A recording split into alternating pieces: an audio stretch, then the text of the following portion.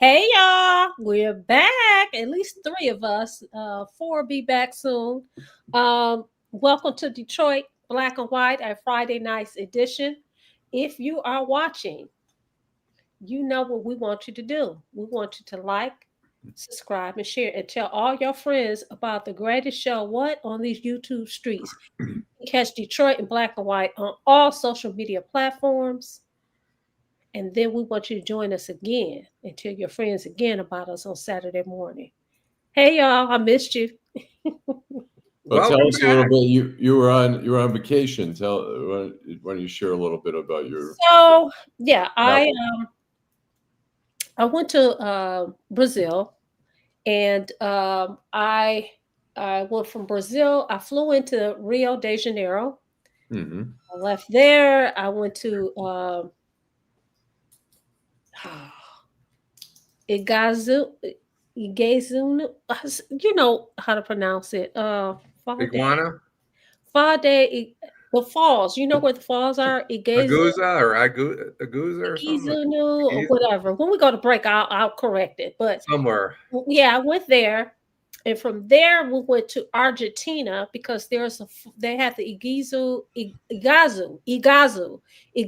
Falls, and you can see it from Brazil or Argentina. So we went to Argentina to see the falls.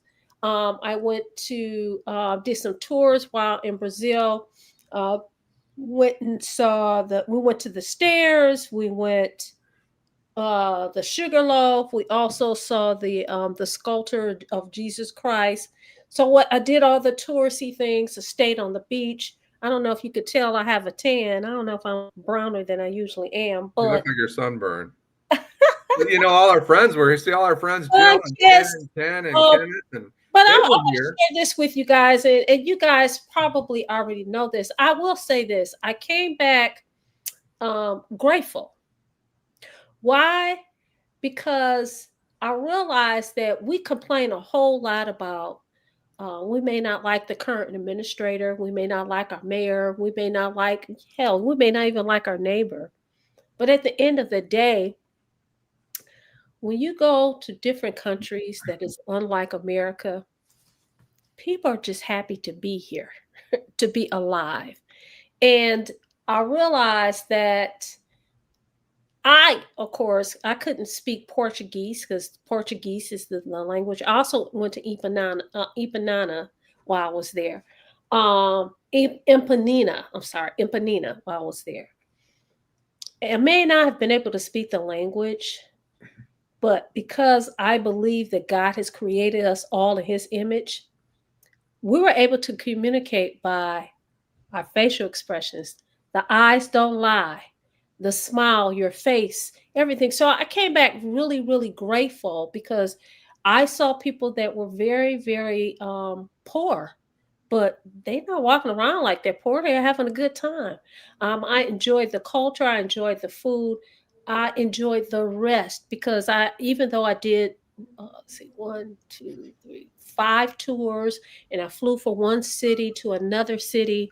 I was well rested, so it was really really nice. I met people from other parts of the world, but Brazil is very big. It's very big.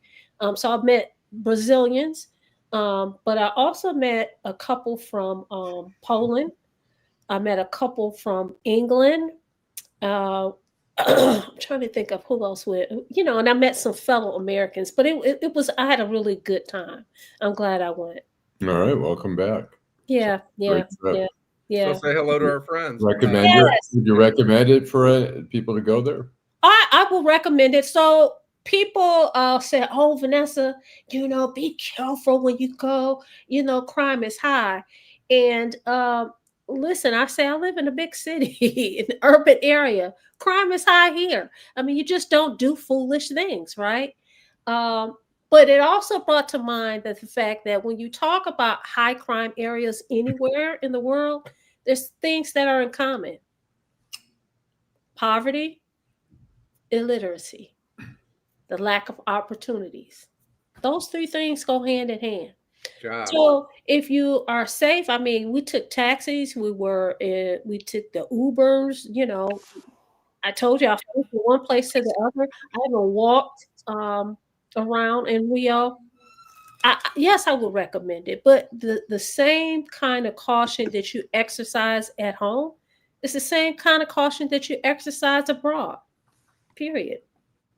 So, hey, Kenneth, how you doing, Kenneth Reed? How you doing, Mr. Powell? That's right. Like, share the edutainment. Edutainment. Hey, Janet. Thank you. Hello, Jill. Hey, Kemet, Mr. Brown. Bonjour. Happy birthday to your daughter. Jill Sheridan said government corruption got that in common too. Absolutely, Jill. So yes. So is it a crime to take concert tickets or football tickets if you're on the Detroit City Council? I think it's not a crime, but there isn't there an ethics? Just got into it. Well, There's an ethic. There is an ethics, and I think that there's if you're supposed to report, I don't know what the level is. I'm sure if you got a sandwich or someone delivered a pizza to you, that's probably not something you need to claim. But I want to know if Comerica has some resolution or some request for business before the city council. I want to know who Comerica has donated to. I want to know who they're giving gifts to. I think there should be. I want to know how much those people, if they were giving tickets, you didn't go, you just gave it to somebody, or did they give you some money for it, or did they make contributions to your campaign? Well, can I ask you guys a question? To do an investigative story, that's what I want to know. Who are these people that were the benefactors of getting these tickets? It just sounds, it doesn't, the look of impropriety, the sound of impropriety is just not good. And this is the thing. I was out of the country and somebody sent me the story, and then somebody else sent me the story. And I'm like, look, this is politics. You can't be mad if you are a supporter of Councilwoman Sheffield. You can't be mad at somebody coming out on the story on you.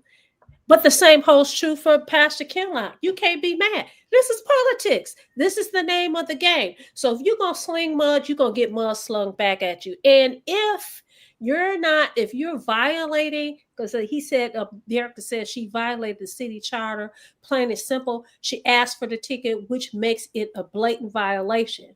But the streets are saying it was more than just her getting the tickets. There's something else occurred as well. Is it in the charter? Is it in the charter? I didn't get a chance to do the research. I started today, but Eric says a policy. In the city charter. He says there was a policy that Duggan didn't. That's a problem. I'm sorry. That is a huge problem. Thanks, Eric. Even if you didn't get any, even if a rumor that they were sold to these people, the fact that you took those tickets and you gave them away, and you're not supposed to do it. You've sat on city council 12 years, 2 years as the president. Why are you trying to act like it's not a big deal? If you made a mistake, fine. You in the big leagues now. You running for mayor. So you're going to get the shade, but you also gonna get the accolades when you're doing something right. I'm telling you, something just don't smell right. And speaking of the other side, with the water bill in the church, how many other churches have outstanding water bills? I know those other people aren't running for office, but I mean, really? But I'd ask you both, and I ask our friends out there, isn't that the point? Do you really want to run for office if you have something like that hanging over your head? It could be anything, right? Could be a domestic violence, could be a drunk driving. You have to figure that they're gonna find it, right? Maybe they might not be looking into your past as an attorney, or Alan's past, or my past, but absolutely. But that's why, you know what? One of the things that I did learn from Adolf is this: it's going to come out. You should always get it when you have a campaign manager. You know what you're supposed to do? I know that when he met me for the first time years ago, he said, "What can they say bad about you? I want to hear all the dirt." They said to you? That's what Adolf said to me. Oh, okay. Because you're supposed to get ahead of the story. You don't let nobody else tell your story. Right. Okay? That's Because why we wanted payments from you, so we would be mum when they came to us and asked. But the point that I'm making is that you will want to get ahead of the story. You gave these tickets to somebody, right? You weren't supposed. I mean, it's a violation of the city charter. What you want to say? It's just crazy to me. This whole thing is crazy. You know, if you're going to vote for Councilwoman Sheffield, vote for her. If you're going to vote for Pastor Kellogg, vote for him. Let that be that. But just know that because it's politics, the mud is going to be slung both ways. Period. The end.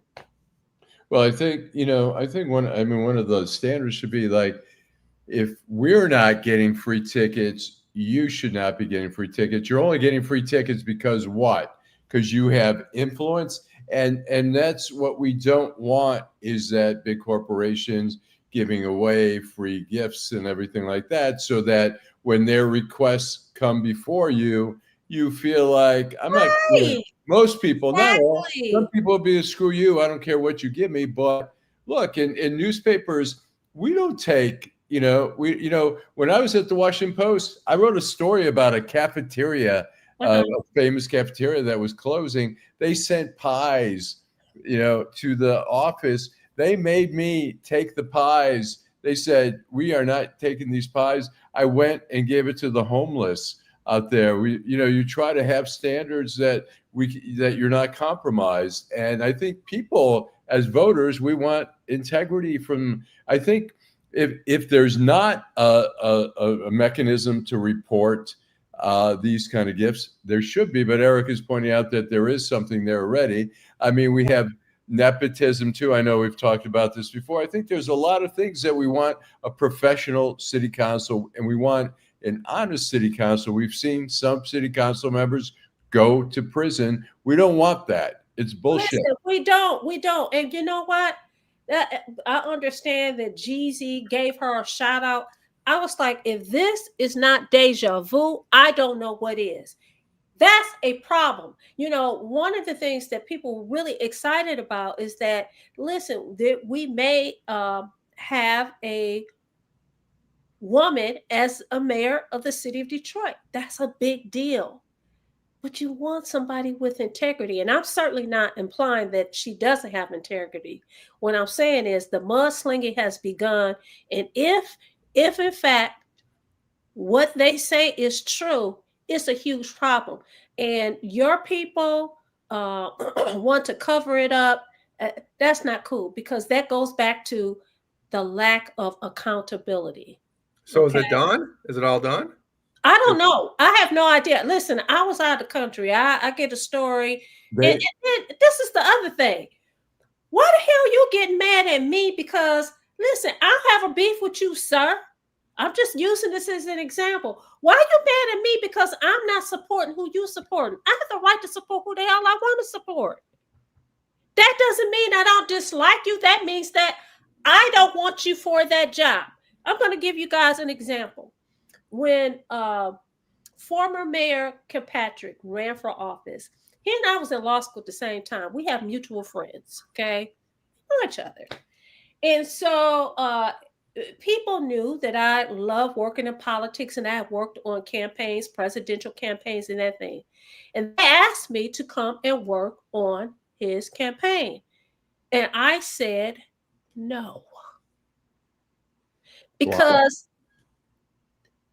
my discerning spirit said he wasn't the guy for the job. I liked him. I thought he was very charismatic, but I did not work on that campaign. The second time that he ran, of course, I wasn't asked because I wasn't going to do it. But when he was elected that second time and all that drama came out, those same people who said, Vanessa, come and work, and I told them why, because I saw some things, they came back and said, oh my God, you were absolutely correct. I didn't know anything about taking kickbacks and doing stuff in Lansing. I just know the feeling that I got when I interacted with him. You understand? And I'm telling you, something about this whole thing, something ain't right here. Something is not right for me. Yeah. Well, I think there's probably, I'm guessing there's a lot of undecided voters here in the race. But, again, as we've talked before, Mary killed it in the primary. I got 51%. And, Kinloch got 17%. Now, granted, some of those other people are going to gravitate toward one of those two candidates, but I'm going to guess. I mean, Kinloch's got a really uphill battle on this one. We had talked about this before we started the show, and I'm curious what you guys want to talk and let our viewers see. Mary's gotten the endorsement of Durhal. She's got the endorsement of Sontil Jenkins, both who were not great admirers of Mary, at least during the campaign. And now they're doing it. And what's up with that? What do you think is behind that? I know there's a lot of speculation, and maybe that's all there is speculation there, but should we take a break first and then get back into it? Because I want to talk about some of the things Karen and Eric and Derek are talking about. Go to a break, Jim. You're right. And then we'll weigh in. Homeownership opportunities are rising in the city of Detroit, and there's a house out there that's right for you and your family. You don't even have to worry about credit or getting a loan. You can win a house for as little as $1,000 and pay for the renovation cost as you go. It all starts at buildingdetroit.org and the Detroit Land Bank Authority. Our auction and Own It Now programs offer a variety of houses and neighborhoods all over the city of Detroit. These homes are in desperate need of repair and new ownership. You can begin by going to our interactive map and detailed property listings to find the right fit for you. It won't be easy, and renovation costs are not cheap, but our compliance team is there every step of the way. We will help you track your progress and connect you with local discounts to save you more money. We have already sold more than 15,000 homes in the city of Detroit, and our inventory is shrinking fast, so you don't want to miss out on this wonderful opportunity. Start your home buying journey today by visiting buildingdetroit.org. Homeowners. So we're back, Detroit Black and White. Before we answer your question, Alan, we want to give a shout out to people who've joined in. Karen, Winston, Eric Brown, Derek Henry, what's up? Kenneth Powell. They've all made comments. And of course, Jim is going to go and answer some of these comments. Well, there's some points there. It started with Karen Winston, who worked for the city, city employee, dedicated city employee. And she made a point about taking things and that it's right. And she never did it. Eric talks about an ethics investigation. An ethics investigation is probably finished before it got off the ground. Kenneth mentions that it's been a dull general election campaign and needs some juice. And Kenneth's just the guy to get the juices flowing out there. Concert tickets, perks of the game. I want to talk about that. Good instincts, Jill Sheridan says, for you, Vanessa. I wouldn't even get a street light fixed as a favor, Karen Winston. So let me go back. Excuse me. Hey, G Money Hollywood. Let's go back a few years. Not too far, but there was a time, Karen, you just reminded me of something that I wish Ira was on tonight. I don't see Ira making comments, but Alan, you just had a show with Ira and somebody else. How was that? Was it a pretty good show? Would you guys? I thought it was great. We had, there were three retired police officers, including Ira, and we talked about some of the crime and how it's investigated today as opposed to before. And these are old-time investigators, and they were saying that they think that the new investigators aren't there on the street. They don't know who all the players are. These guys, they said, they were out there, they knew who was who, they were getting information. The other thing that I thought was interesting, we talked about the Samantha Wall case of October 2023 of the synagogue president who was stabbed to death in Lafayette Park. Ira and one of the other guys, Lonnie Wade, were very critical of the investigation. And one of the things they were critical about was the interrogation of the suspect that ended up being charged in the case, and saying they took, if you watch and you followed the case, the officers, the investigators were very hostile toward him and very like, look, motherfucker, you're, and just coming at him. And Ira just said, it was so disrespectful that they shut the guy down. They made him defensive. There was no way they were going to get anything out of him. There was a rush to finish the case, to indict somebody and pressure. And as a result, there were a lot of things that left the defense attorney, who was very good. And Yeah. We had him on our show. Yeah. Yeah, he was very effective. And he took advantage of the holes that the investigators failed to fill, including the ex-boyfriend who had originally said, I think I might have had something to do with it. I don't know. They came to the conclusion that he'd been hallucinating or whatever, but they didn't check his clothes that evening, like they did for the suspect that they charged. There were a lot of things, so they left open the possibilities for the defense. So they were very critical of that investigation. It's kind of heartbreaking. We want to know, did that guy really do it or not? If he didn't do it, then, great. Then, the verdict was correct. So my question then, Jim, is you opened up the Pandora box asking about these doggone tickets. If there's an investigation, going somewhere. That's where you're going, right? No, it's going somewhere because Karen reminded me of something that happened a long, long time ago, and that's why I wish Ira was here. So, as a young police officer, I liked baseball at the time and went to this big, ugly green building down there at Michigan and Trumbull, right, Tiger Stadium, and I bought my tickets. Went in, watched the baseball game, buy a Coke and a couple of hot dogs or whatever, go back to work at the police department. And the first question somebody said is, "You didn't buy tickets, did you?" Now, what do you mean? What do you mean I didn't buy tickets?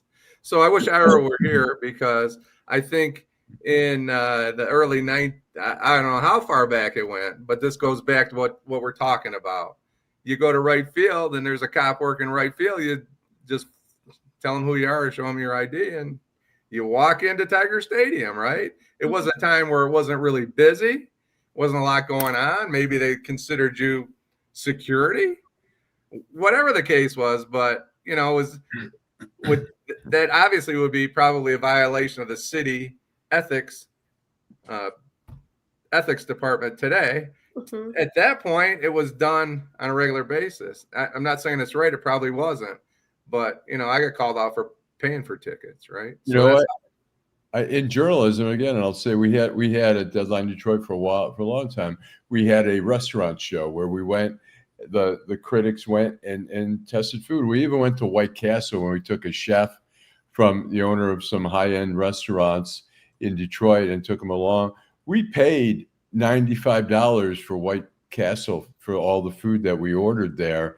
And the idea is that, and I would always tell the critics, I said, pay for the food. We don't want free food, and we don't want to feel obligated. If we don't like it, if we're critical of it, we don't want them to say, hey, fuck you, we gave you free food, and now you turn on us like that. We try to keep the integrity. And, officers, the same thing, politicians, whoever, we want integrity, and so, Kenneth's talking about the Tigers' play is unethical. Right.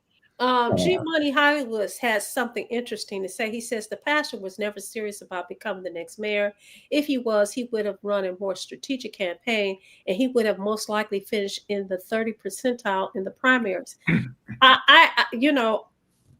I do think he was serious, but I do think that there are some factors here. One, Councilwoman Sheffield came out the gate very early saying I'm running, right? So you have that. You have name recognition. She started off with some money in the pot. People started giving immediately. The other thing is, I think you had 5 million people running for mayor. So it was split. And even the day of the election, Alan can testify to that if he was in court, because he was out in the streets. He was out in these streets for the YouTube channels, interviewing people. And people even then were like, I don't know who I'm going to vote for. And they were there at the site to vote, and they were not sure. You had all these names. I talked to people who said it was so, excuse my expression, it was so many damn names. I just said, forget it. They didn't say forget it. They said, I just said forget it. I just voted for city council. So so to your point, Alan, there's still a lot of people that are undecided. So, you could listen, she finished in over 50%, but you had all these other people. Now, Alan, you asked a question earlier. You want to ask the question again so that I can answer or make sure that I answer. I'm trying to remember which question it was. Okay, I can tell you what the question was. I'm trained to do that. Yes. Your question was. Yes, Counselor. Your question was, before the show, you said we had a brief conversation. Oh, about the endorsements. Yes. And so you want to finish it up so that I can answer? Yeah. I mean, we were asking, like, what gives? I mean, Santil Jenkins was very critical of Mary, and they were bumping heads. I mean, it wasn't just, you could tell. I mean, Mary accused Santil of abandoning the city during the bankruptcy. Santil said, I left after the bankruptcy had already been settled. And then Mary, Santil took a shot at her during the debate and said, if you want somebody who's on Instagram but isn't showing up for meetings or whatever. So there wasn't a lot of love there. And then, I don't know, Durhal. So, I mean, you start to ask, what makes them? Is it just that they don't see Kinloch as a good candidate at all? Or is there something they're being promised? I mean, we know that Fred Durhal has his sights set on running in the 12th Congressional District, which includes parts of Detroit, parts of Dearborn, Southfield. And so I'm sure he would love to have Mary. So he's betting maybe who's going to win that race, and then who am I going to get the endorsement from? If I endorse Mary thinking she's going to win, she'll endorse me. And then, with Santil, I don't know.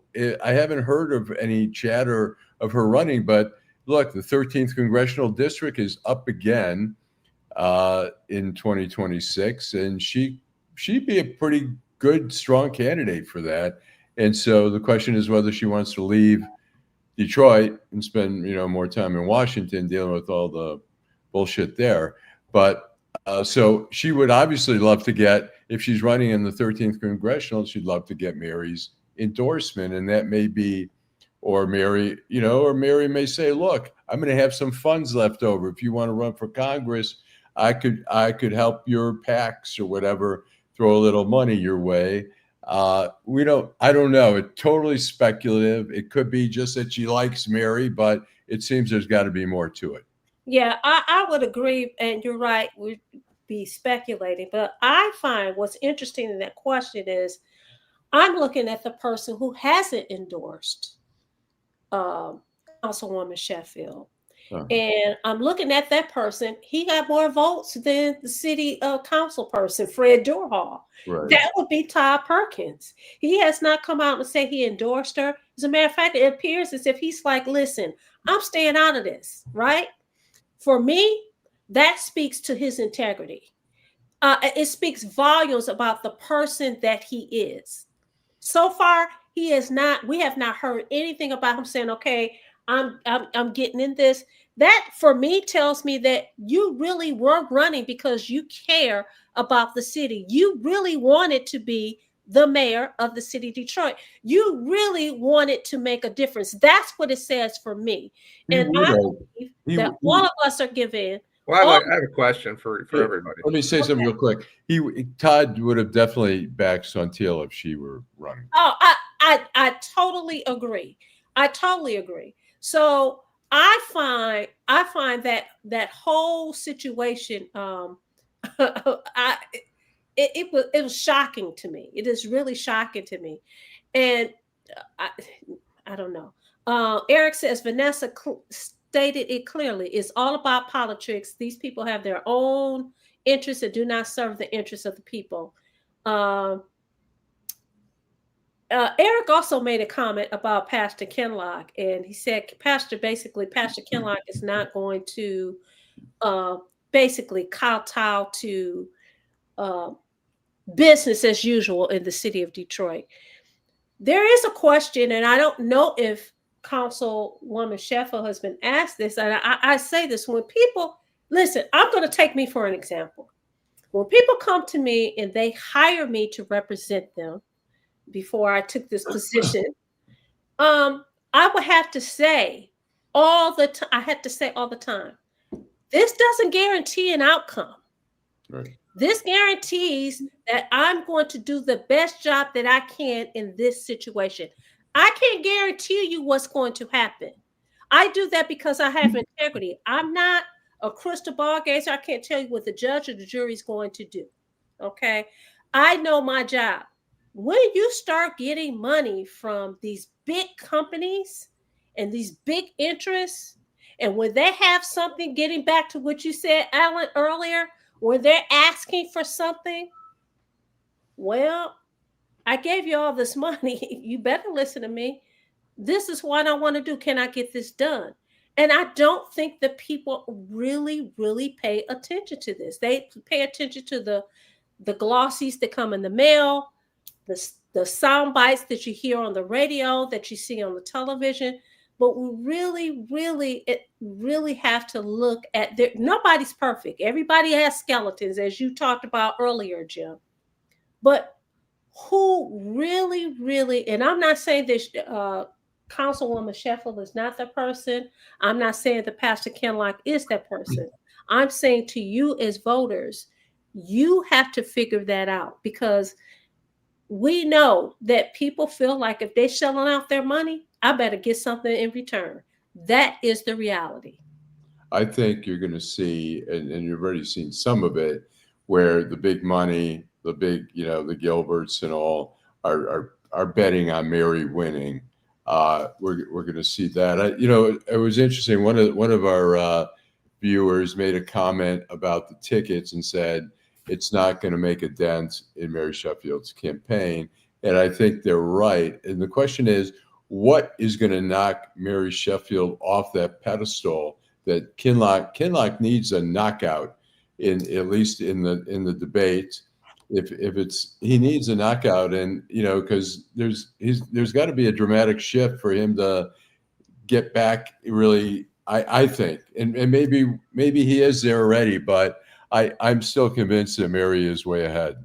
I want to go back to G Money Hollywood's statement about Pastor Kinloch, but a couple of comments. It's all about the politics. I think we talked about that. Kenneth Reed, State Rep Donovan McKinney is running for 13 congressional. People are lining up. Interesting. Karen Winston, she supported Todd Perkins. It's also interesting that Durr Hall is the only sitting council person to endorse Sheffield, or he wants something clearly. And then a question: what's going on with the other council members? Mary's the president. Nobody else is right. Nobody else is. Detroit wants somebody interesting. They're like, we're staying out of this. Kinloch, Derek, you're right about Alan. You're right about Jenkins, G Money Hollywood, and you don't pay off any judges. Karen, Sheffield and her daddy are in the oligarchs. I don't have any money to pay anybody. Marlon, our friend Marlon from Florida, the powers that be want Mary. I want to see what an outsider brings to Detroit. I want to see what an outsider brings. I think we just had an outsider. I think a lot of people think that the current mayor is an outsider. Detroit politics make me nauseous. Karen, I understand that. Dominique, I'm saying Pastor Kinloch is that person. He will make a change. When is the debate? I believe it's October 15th. It's Mary's race to lose. There's going to be an October surprise. And Marlon made a positive comment about me. Thank you, Marlon. It's called Low Light.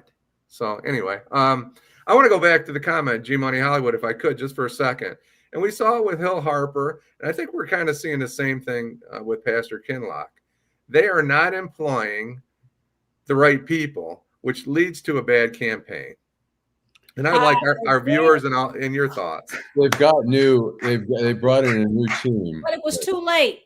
Yeah, I should say it's too late, because I'm not a crystal ball gazer, but I agree with you, Jim, that he had the wrong people advising him, and he changed it up, but that was after the primary. What is it when you say what is it that you think they were misdirecting him or not giving him good advice? I think listen, I'm not in the camp, so I don't know. But from the outside, it looked like to me, okay, if I was advising, number one, right out the gate, there's no way I would have had my announcement at the Fox Theater that I'm running. It would have been at the small, where I started off, at the small church in the hood. Okay. Because when you do that, to me, the optic says mega. The optic says, the common person can't afford to go and park at the Fox Theater. I'm just saying, so whoever told them that was a bad idea. The other thing is, you have all these people that are members of the church. That's great. Why didn't you talk about the things that the church has done in the neighborhoods? Car giveaways, supporting mothers that single mothers, feeding the hungry, providing laptops and educational things for students in the public school system. Those are the things that should have come out, and those are the things that he should have pointed out, but he didn't do that. So those are the few things that I noticed immediately. There is no, he should have had it in the neighborhood. I'm sorry, he should have had it right in the church where he started. That to me would have spoken volumes to people in the neighborhood, for regular everyday folks. But again, we'll see what happens. I don't know, October the 15th, if that's going to make a difference in terms of, okay, now I'm going to shift my vote from her to him or from him to her. I don't know if it's going to make a difference. I think the debate, she is doing it for the optics, because really, if you believe what the polls say, if you believe what the newspapers say, she got it in the bag. So why would she debate, other than, listen, you got to do it to give the optics. You got to do one. You have to do one at least one I debate. tell people, they keep saying they wanted something different. Different in terms of a candidate or leadership? Talking about in terms of leadership for the city of Detroit. If you want something different, you got to do something different. That means make an educated choice. Okay. But we will see. We will see. Yeah. Well, like I say, I predicted it before in the primary. I said she's going to win by a lot, and it's going to be between Santil and Kinloch, and it was, in fact. And I just don't see any real shift in what's going on. I mean, we're talking about, what's the date today? September the 26th. We're talking about an election in a little over a month. Yeah. There's not a lot of room. There's a lot of ground to make up. And the tickets, the mudslinging over this or that, the water bill or whatever. I think people who, that's it. That they could use that water bill. I mean, really, if he has somebody, I've learned a lot from the master. They could use their whole water bill issue as a positive to really appeal to people that have businesses and churches in the city, or families that have challenges. A lot of that is the drainage fees. It's not the actual, it's the drainage fees. You could use that. You turn lemon into lemonade. But I don't know who was in his camp. I don't know who was advising him. I can tell you, when I read it, I said, this is a BS story. Okay. This is a BS. Why? Because I have a couple of friends that are ministers that had churches, and they had the same issue. I also know that you have a big church that is supporting one of the candidates who got their bill. They had it right, it was resolved. I'll put it like that. So Willis, that goes back to, if you think that you're going to get my support without giving up something for me, I need to be able to walk in that door and ask you for whatever favors I need to ask on behalf of this organization, because we did this for you. People need to wake up. I just told somebody today, you guys sit back, you vote for these names, and you don't know what the hell you're voting for. You get pissed off when you get caught up in some nonsense, but that's because you didn't know who you were voting for or what you were voting for. That may be true. Willis says the next mayor already taking gifts. That seems like business as usual, unfortunately. Willis. And Marlon says Kinloch needs boots on the ground supermarket parking lot rallies. Who's the last person to run a grassroots campaign? Mary Watt. I mean, when she's in the city, she's out there visiting with people. Who else is doing that? Mary Waters, listen, people could say whatever they want to say about her. First of all, people love an underdog. We do. I do. I mean, I always like when I used to watch boxing, I wanted the underdog, the teams. I mean, for the longest, the Detroit Lions were the underdogs, and now, are they too good for you? I don't watch football, but the bottom line is, she ran a wonderful campaign. She's with the people. She's always out with the people. And I'm gonna tell you somebody else who's always out. And I was supposed to get him on the show. He said he'll come on anytime. He's running unopposed. Scott Benson. He is out in the community all the time. But the point is, why invisible, but actually doing the work. Who ran a mayoral campaign that was out in the public running a grass? Who was knocking on doors? And maybe somebody was out there. But he did it. That's why he won the first time. Right. He did. He went and talked to he went to the people that he was going to represent, and he was out in the public. He went to the barber shops, the beauty shops. I mean, he was in the neighborhood. I mean, he was knocking on. He had the boots on the ground. Somebody asked a question about who advised Pastor Kinloch. Did somebody advise him to run the deed? Listen, that man made his own decision about what he wanted to do. He ran on that. Didn't nobody tell him, man, you should run for mayor. This is what he wanted to do. But if people kept watching, Detroit in Black and White, we knew. We had a guest on the show who said, well, we need a African American mayor in the city of Detroit. People didn't pay attention to what this man said, okay? And someone on the panel said, well, are you going to run?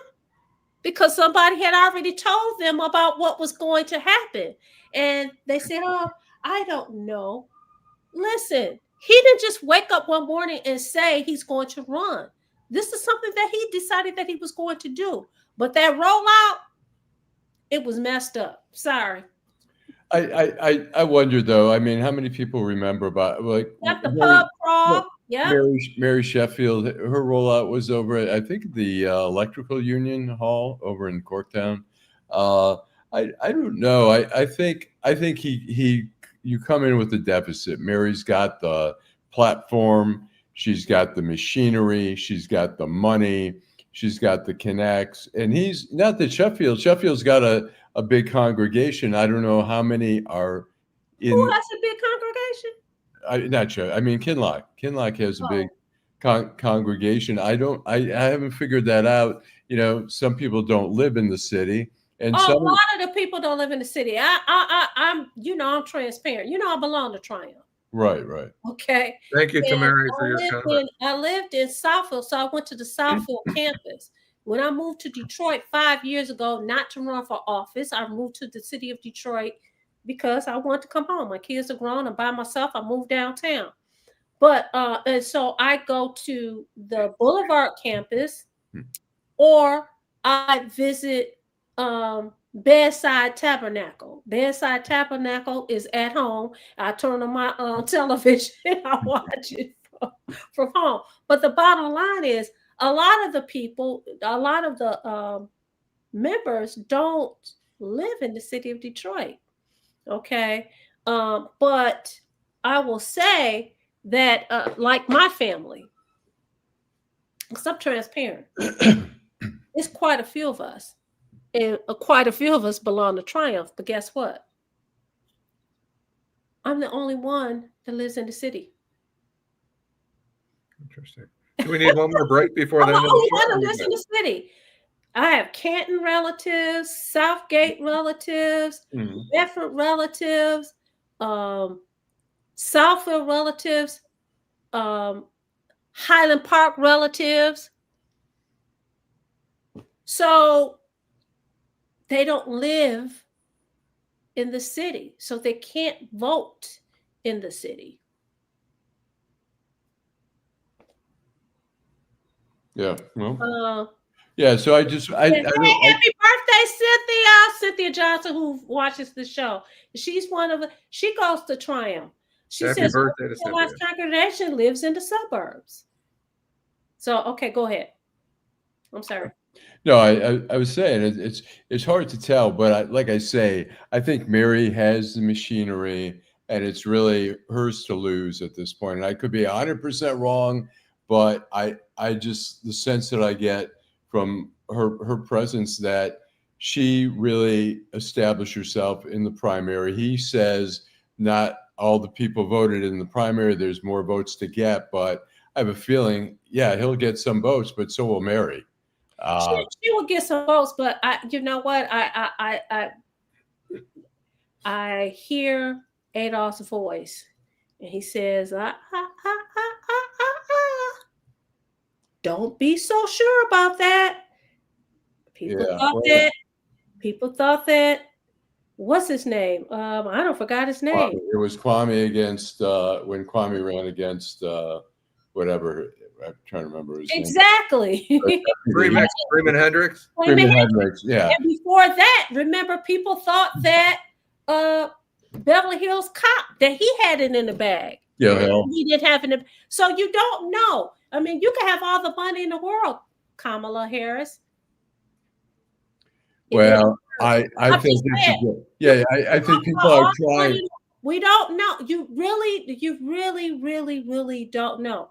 You have a whole lot of people who say they support a candidate, and their behinds don't even vote. They're not registered voters. They don't vote.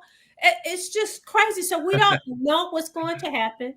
We really do. I think I'm going to predict that the Kamala Harris Trump thing was so much more complicated. There were so many more people, had so much more passion for the candidates. They had so much more passion for the race. I don't feel the passion for this race. I feel it's really just going to be, well, whatever. I'm going to go vote for Mary. My friends are voting for Mary, or my friends are voting for Ken Lott. But I don't feel the passion here in the city. Like, people are like, oh my God, this is the most important race ever for the city of Detroit. You're not hearing that. You did hear that for the presidential election. There was a lot of passion. There was a lot of dirty ads going on. We're seeing a little mud being flung, but I don't know that it's enough to dent. The ads, the political ads we saw during the presidential campaign, the transgender ads, had an impact. The anti-Kamala ads had an impact. And like I say, I don't feel the passion here in the city about this race. You know what? One of the other things, I don't know who asked the question. I don't know if it was you, Jim, or somebody on the panel asked about Pastor Kim Foxx and his basically his campaign. I noticed that he has certain people that are supporting his campaign, big name people. Some of those people, I'm like the county executive? Is that what you're talking about? I ain't gonna say the names, but some of the people, I didn't say anybody's name. No, I ain't saying nobody's name. All I'm saying is this: some of these elected officials that support, listen, they don't get their votes from people in the city of Detroit. Detroiters don't like them. They get them out county. But if you had somebody who listen, I know you're not talking about. I'm not talking about the guy I'm talking about. That's okay. If you listen to the people in the street, that's not nobody you want to put on the top of your stuff saying, oh, they're supporting me, so follow. Listen, people don't even like them like that. Can we get a couple quick comments? Yes. Willis Martin, I hope she doesn't turn out like several first mayors recently around the country. And that's What a good point. Mean? What does that mean? I think first-time mayors and how they, maybe like some mayors we might know. But I ain't going to mention anybody's name. I'll be just like you, Vanessa. Gil Hill's campaign was heavily infiltrated. He had no chance. Dominique Richard. Non-voters are the worst, especially the ones that complain. Well, they all complain. Everybody absolutely. complains. Tamari says Vanessa, 100%. People thought Kamala would win too. Deborah G. Mary will look out for the ones that are not like us. We get Alan. You love her. I'll leave that one be. We love your independent thinking, Miss Vanessa, Miss Sheila. Tamari, we were illegally overtaxed, and Mary Sheffield and Duncan gave millions in tax breaks to Gilbert, among others, robbed the poor to give to the rich. Let me say something about one of the comments when somebody said, I love Mary. I'm just looking at it objectively. I'm not okay. I just want to clarify. I'm not pushing Mary. I'm just saying what I see as an observer of this race. I'm not, if Kinloch was ahead, I'd be saying Kinloch's the guy. I'm not, don't misread what I'm saying as any kind of endorsement or that I back Mary or I think Mary's going to be the greatest mayor. I have to be honest, I haven't decided who I'm going to vote for. You're just reading the tea leaves. You're not. I'm just trying to say what my instincts are from covering politics for a long, and observing for a long time. Yeah, I don't mean to underestimate your experience there. No. I just wanted to clarify that I'm not promoting. I'm not a cheerleader for Mary. We got you. I get it. One of our viewers, Mike Evans, he just texted. He said, basically, he said, a vote for Mary Sheffield is a vote for no change. There are people who feel like that, and I will say that this is a business owner who is really pissed off about those doggone drainage fees. Y'all driving people out of the city with these doggone drainage fees, but I digress. That's a whole. I appreciate taxes. Okay. Taxes are too high for. And he also said he loved her too, but. I appreciate Deborah G's comment. I think I understand what she's saying, and I think people should read what she said there because I think it's relevant. Yeah. I mean, I think an issue of property taxes are too high in the city. Yeah. I think while we talk about new housing and all that kind of stuff, we have to also think about the people who actually own houses, who are actually residents who are probably more likely to vote than the people who are, have housing issues. And not to say that we need to house people. I mean, and it's insane. I mean, when you're getting beat up all over. Right, you sound like you're on the payroll. Oh well, fuck that. But I'm going to say it's amazing. Share the money. Yeah. I love our viewers, man. I love our colleagues. They like to have as much fun as we do. If you're looking at driving through the city, which I've driven on the east side lately, You drove on the east side? East side. What? I was at a party near Belle Isle at a warehouse that somebody owns. Oh no, but you didn't go on the east side. No. Well, I was on the east. No, because I drove I had a funeral in Grosse Pointe, and I took the surface streets all the way. Well, that's the east side, the Grosse Pointe. I drove through the city, through Forest, down Warren, and there is so much. Did you go down Mac? Did you go down Bewick? Did you go down Sheridan? Yep. Did you go down on St. Cyril? Did you go down Georgia? I'm a West Sider, but I get to the east side. But I'm going to say we have so much housing that is available that could be developed. There's no reason that anyone should be homeless in this city. It's just, and we forget as Detroiters, some people, when I lived in Washington, D.C., there were literally about 3 storefronts in the whole city that were boarded up. There were literally maybe a couple apartment buildings which have now been razed. People say, Mr. Allen, look, people say what the hell they want. I don't care. Right. I'm just giving my opinion on the race. That's my honest opinion. Right. Yeah. We're not. I'm along with Alan. I'm not telling people who I'm voting for. I tell people to make an informed vote, but I am not going to sit on the show and act like I don't have a likeness for Pastor Kinloch. I belong to the church. Okay, I belong to the church, but I will tell you this: I'm an independent thinker, and just because I belong to the church don't mean that there's a guarantee that listen. You're gonna have to show me. Listen, I'm looking at you. I'm gonna have to start defending Listen, Alan here. Even I'm Eric looking at who says he you're drove down Mac. surrounded by. Those are the things that make a difference for me. Listen. Listen. So No, I think, look, it's Eric said Yeah. you drove down Mac. They mess You're with getting beat up by our own partners here.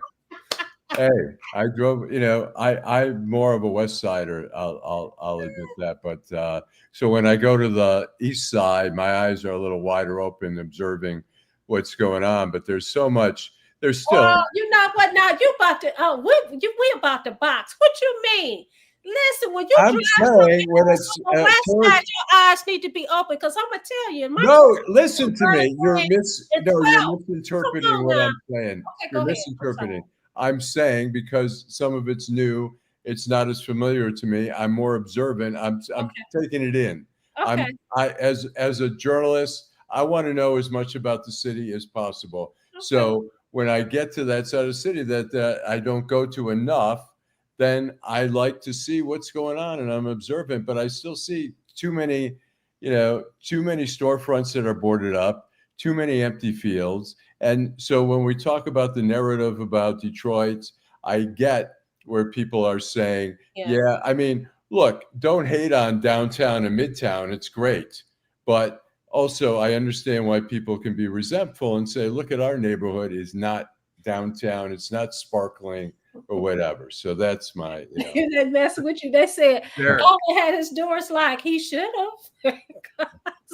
Tamari, Black Wealth has been stolen. Look, I'm driving. I have my doors locked. I'm driving like this. Thank you, Tamari. Black Wealth has been stolen, and that's a crime. Reparations.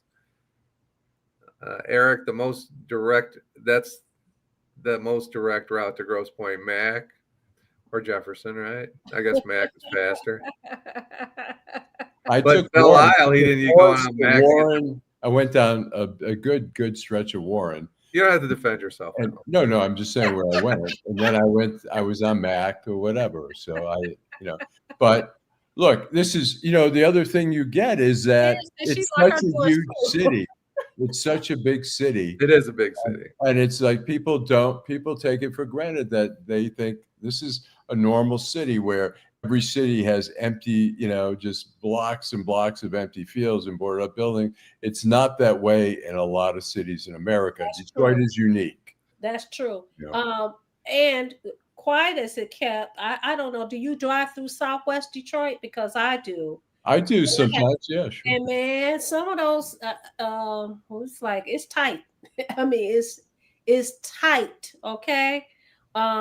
So I guess my question to you guys is: whoever is the victor, whoever becomes the mayor, should they really celebrate? Because there's a lot of going on. It's not positive. What do you think, Jim? I think it's a big job. I whoever it is, it's a big job. Can they concentrate on more of a global view of the city, or what are they going to focus on? I guess is the question. They all have their catchphrases and their catchwords. We're going to do this. We're going to fix poverty. We're going to fix housing. We're going to fix jobs. But it's way bigger than that. You need a plan. You can't just go out there and say we're going to have affordable housing. I mean, they all announced who the hell's against it? Right. Right. What about you, Alan? About what's the question? I said, whoever is the victor, do you think that it's a celebration, cause for celebration, or do you think that they really have it's really not a celebration because this is a big job? Well, I look, if you're running for it, you want it. You think you can make a difference. Hopefully that's the reason that you're running. And so, yeah, it's a reason to celebrate. I think you should be excited at the idea that you think you can do a better job of moving the city forward, which is great. We've had Doug in for 12 years. It's probably a good thing.